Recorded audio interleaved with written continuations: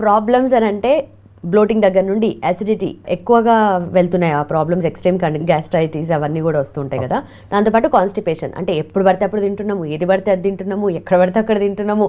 ఇవన్నిటికి తోడు stress, pollution, ఇంకా ఏమైనా కానీ మొత్తం ఓవరాల్గా లైఫ్ స్టైల్ గురించి మాట్లాడితే మనకు న్యాచురోపతిలో ఎలాంటి రెమెడీస్ ఉంటాయి వీటికి? ఎందుకంటే ఒక్కొక్క ప్రాబ్లమే ఉండదు, మల్టిపుల్ ప్రాబ్లమ్స్ ఉంటాయి. దానికి ఎలాంటి రెమెడీస్ ఉంటాయి అంటారు? చాలా బాగా చెప్పారు. అంటే ఇష్టం వచ్చిన తిండి తింటారు, junk food, non veg, spices, ఉలుపు అన్నీ తిని ఇవన్నీ ప్రాబ్లమ్స్ రాకపోతే ఇంకేమొస్తాయి? Right right. కాబట్టి మనకు ఒక అవేర్నెస్ కావాలి. ఎలాంటి అవేర్నెస్ కావాలి? ఏం తింటున్నాం, ఎలాంటి టైంలో తింటున్నాం. నీ సిచ్యువేషన్ ఎలాగైనా ఉండొచ్చు, నీ జాబ్ పర్పస్ ఏ టైంలో నువ్వు జాబ్ చేయొచ్చు, కానీ లైఫ్లో ఒక సిస్టమేటిక్ లేకపోతే ఖచ్చితంగా క్రానిక్ డిసీజ్కి ఒక రూట్ కాస్ అవుతుంది. అవును, తినేటప్పుడు అనిపిస్తుంది అరే ఇది మంచిది కాదు, అంటే ఈ టైంలో తినడం మంచిది కాదని, కానీ సర్లే మనకు టైం లేదు, ఇది ఒక్కసారికి అయిపోతుందిలే ఇలా కానీ అని చెప్పేసి అది అలవాటు అయిపోతుంది. ఇలాంటి అలవాట్లకు ఒక మంచి రెమెడీ చెప్పొచ్చు. కాకపోతే ఏం చేస్తారు అప్పుడు తెలుసా? అన్నీ తినేసి నేను చెప్పిన టిప్ మాత్రం పాటిస్తారు.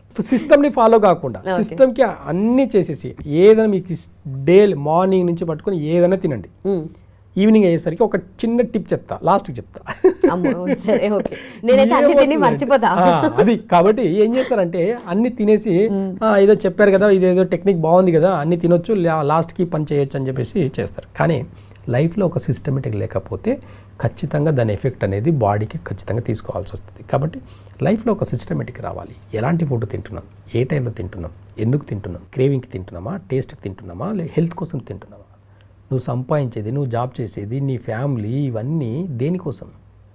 హెల్తీగా ఉండేదానికా లేకపోతే లైఫ్ని ఎంజాయ్ చేసేదానికా? లైఫ్ని ఎంజాయ్ చేయాలనుకుంటున్నావా?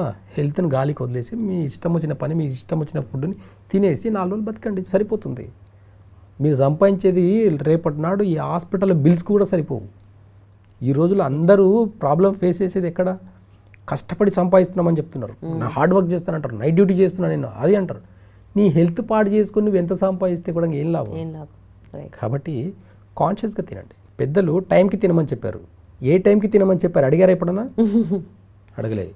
జస్ట్ ఒక 30-40 years బ్యాక్ మనమే వెళ్తే మంచి కాలేజ్కి వెళ్ళినప్పుడు, స్కూల్కి వెళ్ళినప్పుడు, జాబ్కి వెళ్ళినప్పుడు మార్నింగ్ మంచి కడుపు నిండా 2 రొట్టెలు ఇంత అన్నం వేసుకొని మంచి కడుపు నిండా తినేసి వెళ్ళారు. మిగతా టైంలో హార్డ్ వర్క్ చేశారు. అంటే మార్నింగ్ కడుపు నిండా తినడం అనేది చాలా ఇంపార్టెంట్. చాలా వీడియోలో చెప్పాను నేను, మార్నింగ్ 7 to 9 లోపల కడుపు నిండా తినండి.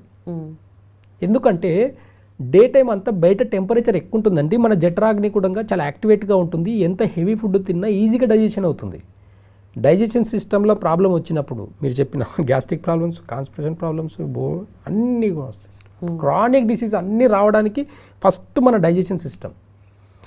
షుగరు, బీపీ, థైరాయిడ్, క్యాన్సర్, మీరు ఏ డిసీజ్ తీసుకున్నా మీకు డైజెషన్ బాగున్నంత వరకే. షుగర్ డైజెషన్ బాగుంటే నార్మల్ ఉంటుంది, డైజెషన్ బాగాలేకపోతే షుగర్ ఎక్కువవుతుంది.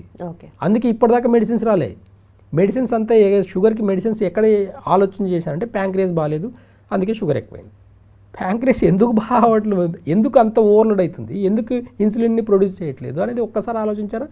Simple digestion process. మనం తినే ప్రతి ముద్ద కూడా స్వీట్గానే కన్వర్ట్ అవుతుంది. ఒక్కసారి తిని చూడండి. బాగా ఇంత గొడ్డు కారం వేసుకొని, రెడ్ చిల్లీ పౌడర్ వేసుకొని, మంచిగా రైస్ పెట్టుకొని దాంట్లో వేసుకొని కొంచెం ఆయిల్, నెయ్యి ఏదైనా వేసుకొని ఒక ముద్ద నోట్లో పెట్టుకోండి. కారంగా ఉంటుంది, ఓకేనా? ఆ కారంని, టేస్ట్ని నోట్లో చేంజ్ చేయండి. చెప్తాను నేను ఆ టెక్నిక్. ఈ టెక్నిక్ ఒక్కటి పాటిస్తే ఎలాంటి క్రానిక్ డిసీజ్కి మెడిసిన్స్ అవసరం లేదు, గుర్తుపెట్టుకోండి. మనం తినే పద్ధతిని బట్టే మీరు చెప్పిన డిసీజ్ అన్నిటికీ సమాధానం. కారంగా తిన్న ఒక ముద్దని 32 పళ్ళు ఉన్నాయండి. ఈ 32 ఒక్క ముద్దని 32 సార్లు నమలండి మీరు. 32 సార్లు? మరి ముసలాళ్ళకి పెట్టండి. ఇప్పుడు లేదు, ముసలాళ్ళకి పెట్టండి, వాళ్ళు ఎలా తింటారో అబ్జర్వ్ చేయండి మీరు. పాతకాలం పద్ధతులు వాళ్ళందరూ నిదానంగా తింటారు. మనకు ఏదో పోయినట్టు అక్కడ, ఇంకా హాఫ్ అన్ అవర్లో వెళ్ళకపోతే ఇంకా అక్కడ జాబ్ పోతుంది, ఏమవుతుంది. మీరు హెల్దీగా ఉన్నప్పుడే మీరు లాంగ్ టర్మ్లో జాబ్ చేయగలుగుతారు. మీరు హెల్దీగా ఉన్నప్పుడే కాన్షియస్గా చేయగలుగుతారు. మీ మూడ్ స్వింగ్స్కి కూడా మీరు తినే టేస్టే. మీకు జాబ్ చేసేటప్పుడు కోపం వస్తుంది, చిరాకు వస్తుంది, భయం వేస్తుంది, ఒక ప్రాజెక్టు అవ్వట్లేదు అంటే భయం వేస్తుంది. ఈ అన్ని ఎమోషన్స్కి అంత రీజన్ ఏంటి? మీ డైజెషన్ సిస్టమే. మీ డైజెషన్ సిస్టమ్ బాగుంటే మీ మూడ్ బాగుంటుంది, మీ డైజెషన్ సిస్టమ్ బాగాలేదంటే మీకు మూడ్ ఆఫ్ అవుతుంది. అంటే ఇంటర్నల్గా డైజెషన్ సిస్టమ్ అయినప్పుడు ఆర్గన్స్ అన్నీ కూడా ఎఫెక్ట్ పడతాయి. ఇప్పుడు ఎగ్జాంపుల్ మంచి స్పైసీ ఫుడ్ తిన్నారు, లంగ్స్ ఇన్బ్యాలెన్స్ అవుతుంది. లంగ్స్ ఇన్బ్యాలెన్స్ అయితే ఏడుపు వస్తుంది, చిన్న చిన్న మాటలకి ఏడుపు వస్తుంది, దుఃఖం ఎక్కువైపోతుంది. ఓకే. కొంచెం పులుపు తినండి, పులుపు తినేసి కొంచెం టైంలో నిద్రపోకుండా మీ లివర్ ఇన్బ్యాలెన్స్ అవుతుంది, ఇరిటేషన్, కోపం వస్తుంది. చాలామంది అనుకుంటారు కోపం బీపీ ఉండే వాళ్ళకే కోపం ఎక్కువ అనుకుంటారు. చిన్నపిల్లలు కూడా కోపడతారు కదా, మరి చిన్నపిల్లలు కూడా చిరాకు పడతారు కదా, వాళ్ళకి ఎలాంటి బీపీ ఉండదు. బీపీకి కోపానికి సంబంధం కూడా లేదండి. ఇక్కడ లివర్కి ఆర్గాన్కి సంబంధం. ఇక్కడ ఇలాంటి డైజెషన్ సిస్టమ్ని ఎప్పుడైనా అబ్జర్వ్ చేస్తే మీకు అర్థమవుతుంది. కాబట్టి ఎంత స్పైసీ ఫుడ్ అయినా సరే నమిలి తినండి కొంచెం. కానీ మీరు చెప్పినట్టుగా 32 సార్లు అంటే ప్రాక్టికల్గా ఏదైతుంది సార్? ప్రయత్నం చేసి చూడండి, దాంట్లో ఉన్న టేస్ట్ని ఎంజాయ్ చేయండి. అప్పుడు మీరు తినే కొద్దిగా అయిన ఫుడ్ ఈజీ డైజెషన్ అయింది కాకుండా ఆ కొద్ది ఫుడ్లోనే మీకు కావాల్సిన ప్రోటీన్, విటమిన్స్, మినరల్స్ అన్నీ వస్తాయి. టేస్ట్కి ఇంపార్టెన్స్ ఇస్తే డిసీజ్ తప్పదు, గుర్తుపెట్టుకోండి. మీరు తప్పించుకోలేరు మీరు. కాబట్టి ఇవన్నీ ఇంకా లాస్ట్కి మీరు అడిగినట్టు అన్నీ తినేసి నాకు సెట్ అవ్వాలి సార్ అంటే ఇంకా దయచేసి చెప్తున్నా, ఇది పాటించకూడదు. కాకపోతే ఆప్షనల్గా చెప్తున్నాను, ఇది ఎప్పుడు ఇదే చేయకూడదు. కాకపోతే ఆప్షనల్, ఇంకా తప్పట్లేదు అన్నప్పుడు ఏదో ఫంక్షన్కి వెళ్ళాము, మంచి ఇష్టమైన ఫుడ్ తిన్నాము అని అనుకుంటే తినేసి ఇంటికి వచ్చిన తర్వాత నైట్ వంటాముదం అని ఉంటుంది. ఈ వంటాముదంని ఒక 2 స్పూన్లు ఒక గ్లాస్ వేడి వాటర్లో కలిపేసి తాగేసి పడుకోండి. మీరు మార్నింగ్ స్పైసీ ఫుడ్ తిన్నా, నాన్ వెజ్ తిన్నా, ఆల్కహాల్ తాగినా, ఏ ఫుడ్ తిన్నా, ఏం చేసినా నైట్ డైజెషన్ ప్రాసెస్ స్టార్ట్ అవుతుంది కదా. ఈ ఆయిల్లో ఆ ఫుడ్ మిక్స్ అయినప్పుడు మొత్తం కెమికల్స్, ఎంత హెవీ ఫుడ్, డైట్ ఫుడ్ అంతా తినదంతా కూడా బయటికి ఫ్రీగా మోషన్ అవుతుంది. తినడం ఒక్కటే ఆలోచిస్తారు తప్ప ఫ్రీగా మోషన్కి వెళ్ళేదానికి ఆలోచన చెయ్యరు. అందరూ అంటారు నాకు లేదండి, నేను ఎంత మంచిగా తిన్నా ఫ్రీగా మోషన్ పోతా. దయచేసి చెప్తున్నా, ఒకసారి మోషన్ పోతే హెల్దీ, 2 సార్లు పోయారు అనుకోండి అక్కడ స్టక్ అయినట్టు ఇంటెస్టైన్లో. ఆ స్టక్ అయిన కాసేపు కూడా ఏమవుతుందంటే బాడీ టెంపరేచర్ ఓవర్ హీట్ అవుతుంది. ఇప్పుడు ఎగ్జాంపుల్ చాలాసార్లు చెప్పాను నేను కొన్ని వీడియోస్లో. ఒక నాలా వెళ్తుంది, ఒక కెనాల్ వెళ్తుంది, వాటర్ ఫ్లోటింగ్ ఉందనుకోండి, దాంట్లో ఎంత చెత్త ఉన్నా సరే స్మెల్ రాదు అక్కడ. ఎప్పుడైతే అక్కడ ఒక మోరిలో స్టక్ అవుతుందో, చెత్త అంతా కూడా స్టక్ అయ్యి వాటర్ ఆగిపోతుందో అప్పుడు స్మెల్ స్టార్ట్ అవుతుంది. బయట మనం చూసి ఏం నేర్చుకుంటున్నాము, ఇదే ప్రాసెస్ మన బాడీలో, మన లార్జ్ ఇంటెస్టైన్లో జరిగే ప్రాసెస్లో కూడా, మనం ఫ్రీగా మోషన్కి వెళ్ళే ప్రాసెస్లో కూడా మనం తిన్న హెవీ ఫుడ్ అంతా ఎక్కడి నుంచి పోతుంది, ఎలా పోతుంది అనేది ఆలోచిస్తే సేమ్ ఒక కెనాల్ని ఎగ్జాంపుల్ చెప్పినట్టే. ఎక్కడైనా వాటర్ లాగా స్టక్ అయిపోయితే అది స్మెల్ వస్తుంది. మన ఇంటర్నల్లో కూడా ఒకసారి ఫ్రీగా మోషన్కి వెళ్తే ఏ ప్రాబ్లం ఉండదు. ఎక్కడైనా ఇంకా కొంచెం మిగిలినట్టుంది, మళ్ళీ వచ్చేలాగా ఉంది ఫీలింగ్ అని అంటే ఆ ఆగిపోయిన స్మెల్ అనేది, ఆ ఆగిపోయిన కుళ్ళిపోతుంది అక్కడ. దానివల్ల ఎలాంటి సైడ్ ఎఫెక్ట్స్ వస్తాయనేది ఒక్కసారి అబ్జర్వ్ చేస్తే మీరు అసలు ఆ జంక్ ఫుడ్ జోలికి వెళ్ళరు, ఆ స్పైసీ ఫుడ్ జోలికి వెళ్ళరు, ఏమీ. కాబట్టి ఫ్రీగా ఒక్కసారి కాదండి, ఒక్కసారి ఫ్రీగా మోషన్కి వెళ్తే ఎలాంటి ప్రాబ్లమ్స్ ఉండవు. దట్టు ఇంకా చాలా అంటే నేచర్లో కరెక్ట్గా ప్రాసెస్ అంటే ఇండియన్ టాయిలెట్ అనేది చాలా కంఫర్టబుల్. ఇప్పుడు వెస్ట్రన్ స్టైల్ అంతా వచ్చేసరికి ఏమవుతుందంటే ఇంటెస్టైన్ మీద ప్రెషర్ పడట్లేదు, అందుకే 2 times 3 times వెళ్ళాల్సి వస్తుంది. లేదంటే మొత్తానికి రాదు, 2 days వరకు రాదు. ఇలాంటి ప్రాబ్లం ఎప్పుడైతే ఫేస్ చేస్తారో ఖచ్చితంగా మీరు చెప్పిన problems, constipation problem, mood swings problems, digestion problem, ఇవన్నీ గ్యాస్ట్రిక్ ప్రాబ్లమ్స్ ఇవన్నీ వస్తాయి. అల్సర్స్, ఇంటెస్టైన్ క్యాన్సర్స్ ఎందుకు వస్తున్నాయి చెప్పండి? పెద్ద పేగులో క్యాన్సర్ ఎందుకు వస్తుంది? ఇప్పుడు నేను చెప్పినట్టే కెనాల్లో ఎక్కడైతే వాటర్ సోర్స్ ఆగిపోతుందో అక్కడ ఒక పుండులాగా పడుతుంది, ఇంటెస్టైన్లో పుండులాగా పడుతుంది. మనం తిన్న స్పైసీ ఫుడ్, మిల్క్ ప్రోడక్ట్స్ వల్ల కూడా క్యాన్సర్స్ వస్తాయి. ఇప్పుడున్న మార్కెట్లో ఉన్నది మిల్కా కాదండి అసలు. కాబట్టి అవగాహన వల్లనే మనకు ప్రాబ్లమ్స్ ఫేస్ చేస్తున్నాము.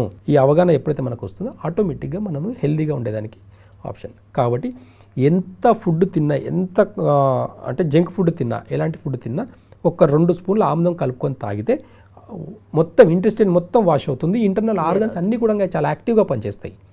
కాబట్టి ఇలాంటి చిన్న చిన్న రెమెడీస్ని వాడి ఒక టైం టేబుల్ని సెట్ చేసుకోండి.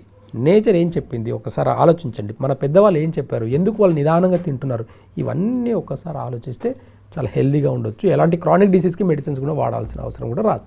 ఓకే, సో మీరు ఫైనల్లో చెప్తా అన్న సీక్రెట్ 32 సార్లు కాదు, వంటాముదం. ఈ వంటాముదం వాడడం వల్ల అన్ని క్రానిక్ డిసీజ్ పోవడం కాకుండా ఫ్రీగా 1 or 2 times వాష్అవుట్ అవుతుంది అనమాట, ఫ్రీగా మోషన్స్ అవుతాయి. కాబట్టి ఈ వంటాముదం వాడడం వల్ల అన్ని డిసీజ్కి రూట్ కాస్, ఎలాంటి డిసీజ్ ఉన్నా తగ్గించుకోవాలనుకుంటే ఒక్క వంటాముదం వాడితే సరిపోతుంది. కాబట్టి ఈ ఆముదం వేరు, వంట ఆముదం వేరు. ఆముదం అంటే సీడ్స్ని డైరెక్ట్ మిషన్లో వేసి తీసినవి ఉంటాయి, ఆ ఆముదం పనికిరాదు. వంట ఆముదం, ఆముదాలని నల్లకు కొట్టి ఒక కుండలు వేసేసి వాటర్ వేసి బాగా బాయిల్ చేస్తే వంట ఆముదం అనేది వస్తుంది. ఓకే. వంట వండేది వంట ఆముదం అంటే వంట వండి తీసేది వంట ఆముదం. Okay. అది మనం రోజు దినచర్యలో వంటలు అన్ని కర్రీస్లో కూడా వేసుకొని వాడడం వల్ల ఆ ఫ్యామిలీలో ఎవరికి కూడా ప్రాబ్లమ్స్ రాకుండా ఇది వాడుకోవచ్చు. Right sir, thank you so much sir. Thank you.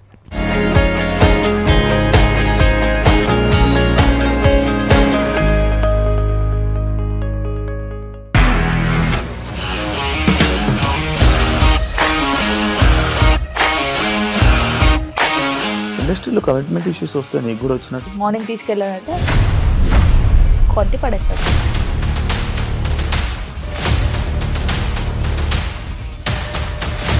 ఒక్కళ్ళు కూడా చూడలేదు ఈ సినిమా అని చెప్పడానికి కూడా చాలా ధైర్యం కావాలి. అది నిజం కదా, దాంట్లో ధైర్యం ఏంటి? ఇది నెక్స్ట్ డే ప్లేట్ మార్చేస్తే తప్పు కదా. As of now we are comfortable this అని నేను అనుకుంటున్నాను. రష్మిక గారిది మీది ఒకే ఊరంట కదా? నీకు కోపం వచ్చిందంటే బాగా తిట్టేత్తరా? తిట్టేద్దామండి. నిజంగా గేమ్ ని ఎలా చేంజ్ చేయగలిగారు? ఏపీఎస్ఎఫ్సి వాళ్ళకి 6 నెలల్లో నేను 6 లక్షలు కట్టా. బిజినెస్ చేయాలనుకుంటే it is as difficult as riding a tiger.